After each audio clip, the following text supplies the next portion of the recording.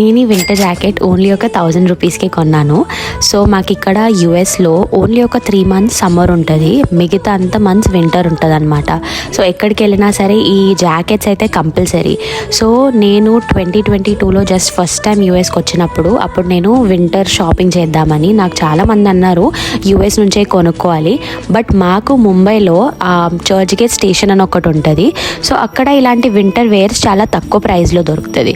So station just బయట వాళ్ళు ఇలా లైక్ నార్మల్ కుప్పల్లో వేసుకొని ఇలా అన్ని లైక్ వాళ్ళు వింటర్ జాకెట్స్ ఇలా లైక్ అన్ని వింటర్ సామాన్లు అమ్ముతారు. సో అక్కడికి నేను ఈ జాకెట్ ఒక 1000 రూపీస్కి కొన్నాను. నేను అనుకున్నాను మేబీ చాలా ఆపదని, but it is such a good quality jacket. I tell you what, ఇదే సేమ్ క్వాలిటీ ఇక్కడికి నేను కొన్నామనుకో అట్లీస్ట్ ఒక $100 అయితే మినిమంగా ఉంటుంది. నేను చాలా కంపారిజన్ చేశాను. ఇక్కడికి వచ్చాక ఏదైనా కొత్త జాకెట్స్ కొందామంటే I think that this was the best quality that I had. And also ఇది నాకు వేస్ట్ దాకా కాకుండా కొంచెం నాకు నీ లెంత్ దాకా ఉంది.